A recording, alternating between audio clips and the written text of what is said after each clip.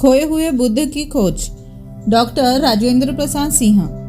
वेदों में जो स्तूप का विवरण है, रामायण में जो चैत्यों का विवरण है, आखिर वे किस सभ्यता के प्रतीक है?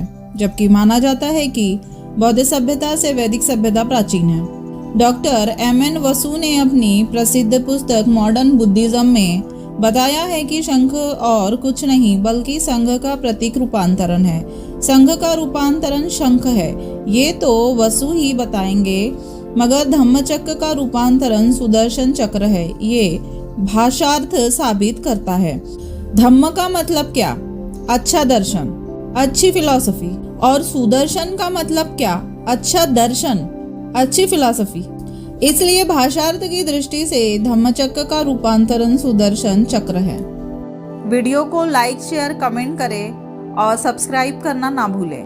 बौद्ध संस्कृति ने चक्र का इस्तेमाल शांति के लिए किया और युद्ध संस्कृति ने चक्र का इस्तेमाल बुद्ध के लिए किया।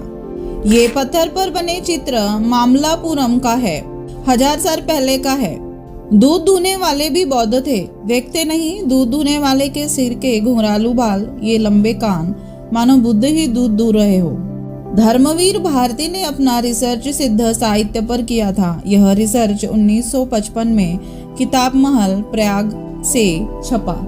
उन्होंने रिसर्च में लिखा है कि जयदेव के समय में अर्थात 1200 ईस्वी के आसपास गौतम बुद्ध को विष्णु के अवतारों में शामिल किया गया था। निष्कर्ष यह कि जिन जिन ग्रंथों में गौतम बुद्ध को विष्णु का अवतार बताया गया है, वे सभी ग्रंथ 1200 ईस्वी के बाद के हैं या यह प्रसंग 1200 ईस्वी के बाद जोड़े गए हैं। बुद्ध को विष्णु का अवतार इसलिए बताया गया कि विष्णु को बुद्ध से प्राचीन साबित किया जा सके, जबकि साबित सी बात है कि खुद वैष्णव धर्म ही बौद्ध महायान से प्रभावित है। वैदिक संस्कृत पश्चिम से आई, भारत में आकर वह संस्कृत बनी, फिर वह दक्षिण पूर्वी एशियाई देशों में फैली। इसलिए हमें दक्षिण पूर्वी एशियाई देशों में वैदिक संस्कृत के प्रमाण नहीं मिलते हैं। दक्षिण पूर्वी एशियाई देशों में हमें संस्कृत के प्रमाण मिलते हैं। ये प्रमाण प्राचीनता के दृष्टिकोण से अधिक ईसा की 2री से 3री सदी के हैं। यदि बुद्ध के अहिंसा सिद्धांत से देश गुलाम हुआ, तो गांधी के अहिंसा सिद्धांत से देश आजाद कैसे हुआ? इतिहासकार मुंह देखकर फैसला सुना देते हैं। 1826 में मैसन ने पहली बार हड़प्पा में बौद्ध स्तूप ही देखा था। बनेस 1831 और कनिंघम 1853 ने भी। राखालदास बंदोपाध्याय ने भी 1922 में बौद्ध स्तूप की खुदाई में ही सिंधु घाटी की सभ्यता की खोज की थी। राखीगढ़ तो हाल की घटना है, वहां भी सिंधु घाटी की सभ्यता बौद्ध स्तूप की खुदाई में ही मिली है। सिंधु घाटी सभ्यता का विशाल स्थल, इसलिए सिंधु घाटी की सभ्यता की खुदाई में बौद्ध स्तूप नहीं मिला है, बल्कि बौद्ध स्तूप की खुदाई में सिंधु घाटी की सभ्यता मिली है। मगर इतिहासकारों को सिंधु घाटी की सभ्यता के इतिहास को ऐसे लिखने में जाने क्या परेशानी है, जबकि सच यही है कि सिंधु घाटी की सभ्यता बौद्ध सभ्यता है। गौतम बुद्ध ने वैदिक साहित्य का विरोध नहीं किया था, बल्कि वैदिक साहित्य ही गौतम बुद्ध के विरोध में लिखा गया है। बुद्ध की शिक्षाओं को सिद्धांत क्यों कहा जाता है? अन्य देवी देवताओं के धर्मोपदेश को सिद्धांत क्यों नहीं कहा जाता है? आप्त से आस्था करके ज्ञान प्राप्त करना वेद है, विवेक से विवेचन पद्धति से ज्ञान प्राप्त करना थेर है। ग्रीक के शब्द थेरो का संस्कृत में कोई प्रतिरूप नहीं है, पाली में है, वह है थेरवाद। ग्रीक में क्रिया है, थेरो अर्थात देखना, चिंतन करना। थेरो का अर्थ है चिंतन का विषय, चिंतन का निष्कर्ष अर्थात सिद्धांत। अंग्रेजी थ्योरी का आधार यही क्रिया है। आपने बुद्ध का सिद्धांत सुना होगा, क्या विष्णु का सुना है? अर चक्र की तीली, अरि चक्र, अरिय चक्र से संबंधित, अरिय धम्म चक्र से संबंधित धर्म, अरिय मग्ग चक्र से संबंधित मार्ग, अरिय सच चक्र से संबंधित सत्य। धम्म चक्र प्रवर्तन का चक्र इसी अरिय मग्ग और अरिय सच से जुड़ा है। इतिहासकार और भाषा वैज्ञानिकों ने आर्यमग्ग और आर्य सत्य का जो भाष्य आर्य मार्ग और आर्य सत्य के रूप में किया है, वह गलत है। पाली में आर्य के लिए अलग शब्द है, वह है अय्य। आर्य को पाली में अय्य कहा जाता है, आर्य नहीं। अर्य और अय्य दोनों अलग अलग रूट के शब्द हैं जिसका घालमेल हो गया है। यदि बौद्ध धर्म का उदय वैदिक धर्म की प्रतिक्रिया में हुआ था तो इसका उदय पश्चिमोत्तर भारत में होना चाहिए था। पश्चिमोत्तर भारत में वैदिक धर्म का प्रभाव अधिक था और आगे भी रहा, मगर उल्टा हुआ। बौद्ध धर्म का उदय पूर्वी भारत में हुआ जहां वैदिक प्रभाव कम था। 16 देशों के 127 सैन्य अफसरों ने जिस बुद्ध को नमन किया, तो आप कैसे कहते हैं कि बुद्ध को अपनाने से सैन्य शक्ति कमजोर हो जाएगी, या सम्राट अशोक ने बौद्ध धर्म अपनाकर अपनी सैन्य शक्ति को कमजोर किया।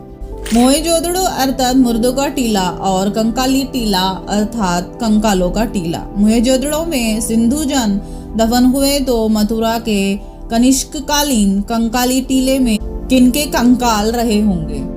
कनिष्क की सिर कटी मूर्तियां ऐसे ही है या उसका कोई मायने है? बुद्ध ही भूत है, बुद्ध ही भूत है, इसलिए कहा जाता है कि पीपल बोधि वृक्ष में भूत बसते हैं। भूतकाल अर्थात बुद्ध काल। श्रमण बनाम ब्राह्मण संस्कृति की लड़ाई शब्दों की तलवार से भी लड़ी गई है। पाली में भद्द का अर्थ आदरणीय होता है, इसलिए गौतम बुद्ध की पत्नी को भद्द कच्चाना कहा जाता था। भद्द का विस्तृत रूप भदंत और संक्षिप्त रूप भंते है। हिंदी का भद्दा और भोंदू इसी भद्द से बदनाम हुए शब्द हैं। जैसे मूर्ख के अर्थ में बुद्ध से बुद्धू बना, वैसे सीधा साधा बेवकूफ के अर्थ में भद्द से भोंदू बना। लोक का लिखा इतिहास मौखिक होता है मगर झूठ नहीं बोलता। श्रमण परंपरा का प्रतीक मठ है और ब्राह्मण परंपरा का प्रतीक मंदिर है। कबीर के नाम पर कबीर मठ मिलते हैं और तुलसी के नाम पर तुलसी मंदिर मिलते हैं। इसके विपरीत कबीर के मंदिर नहीं मिलते और तुलसी के मठ नहीं मिलते। लोग खुद इतिहासकार होता है। रही बात शंकराचार्य की, शंकराचार्य ने मंदिर नहीं मठ बनवाए थे, इसलिए कि शंकराचार्य खुद प्रच्छन्न बौद्ध थे। अवतारणा का मूल अर्थ है उतरना, नकल करना, कॉपी करना। अवतर किसी चीज की कॉपी है, नकल है। जब हम किसी दूसरे के कथन या लेख को ज्यों का त्यों ले लेते हैं तो उसे अवतरण कहते हैं। ये दूसरे से कॉपी की गई सामग्री और अवतरण चिन्ह में रखते हैं। यह लेखन की मर्यादा है। यदि कोई मूर्तिकार किसी मूर्ति की कॉपी करता है तो उसे बताना चाहिए कि कॉपी कहाँ से की गई है। यह मूर्तिकला की मर्यादा है। अभी कुछ एक दिन पहले ओडिशा के खुर्दा जिले के गोविंदपुर गांव में 1400 साल पुरानी गौतम बुद्ध की प्रतिमा मिली है। 5 फीट की इस प्रतिमा का 80% भाग जमीन में गड़ा हुआ था। प्रतिमा की खासियत यह है कि एक साथ फन वाला नाग बौद्ध बुद्ध की मूर्ति का रक्षक है। यदि मूर्तिकला के प्रतीकात्मक अर्थ में विश्वास है तो आप कह सकते हैं कि नागराजाओं ने बौद्ध धर्म की सुरक्षा की। पहला बोर्ड पुरातत्व विभाग का है जिसमें देवर कोठार के स्तूपों के बारे में बताया गया है कि ये मौर्य शुंग राजाओं की देन है। दूसरी सामग्री गया म्यूजियम की है जिसमें मिट्टी की बनी वस्तुओं के शौर्य शुंग राजाओं की देन बताया गया है। जाने के इतिहासकार मौर्य शुंग राजाओं को एक साथ जोड़कर एक लेवल पर ला देते हैं। कहाँ मौर्य कहाँ शुंग, दोनों विपरीत सांस्कृतिक धाराओं के वंश थे। ये जोड़ी कुछ जमती नहीं है। सम्राट अशोक के सिंह चतुर्मुख ने सबसे पहले बौद्ध कला को प्रभावित किया और गौतम बुद्ध की 4 मुख वाली मूर्ति को जन्म दिया। फिर ब्रह्मा के 4 मुख की परिकल्पना की गई। स्वप्न कुमार विश्वास ने पूरे विश्वास के साथ अनेक पुरातात्विक प्रमाण देशी विदेशी विद्वानों का संदर्भ देकर डंके की चोट पर लिखा है कि सिंधु घाटी की सभ्यता 100% बौद्ध सभ्यता थी। कश्यप बुद्ध, ककुछंद बुद्ध और कनक मुनि बुद्ध के जन्म स्थान पर जाने का यात्रा विवरण फाहियान ने अपनी पुस्तक के 21वें खंड में लिखा है। आप भी पढ़िए। गौतम बुद्ध से पहले भी बुद्ध हुए हैं और यदि हुए हैं तो बौद्ध सभ्यता का पिछला छोर पीछे कहाँ तक जाएगा। अमूमन 28 बुद्ध माने जाते हैं। एक बुद्ध का कार्यकाल यदि 50 साल भी माने तो 28 बुद्ध का 1400 साल हुए। अब गौतम बुद्ध के कार्यकाल से 1400 साल पीछे की ओर जाइए तो कहाँ पहुंचिएगा? वही सिंधु घाटी सभ्यता में। गौतम बुद्ध से पहले भी बुद्ध थे। यह बात मेरी अपनी थोड़ी न है। देशी और विदेशी दोनों स्रोत बताते हैं कि गौतम बुद्ध के पहले बुद्ध थे। साहित्यिक और पुरातात्विक स्रोत भी बताते हैं कि गौतम बुद्ध से पहले बुद्ध थे। फाहियान बताता है, श्रीलंकाई तिब्बती स्रोत बताते हैं, अशोक का निगलीवा अभिलेख बताता है, भरहुत अभिलेख बताता है, अजंता की गुफाएं बताती हैं, पाली साहित्य बताता है। ये सभी बताते हैं कि बुद्ध के पहले बुद्ध थे। यदि सभी देशी विदेशी साहित्यिक पुरातात्विक स्रोत झूठा ही है तो इन्हीं आधारों पर लिखा गया प्राचीन भारत का इतिहास सच कैसे है।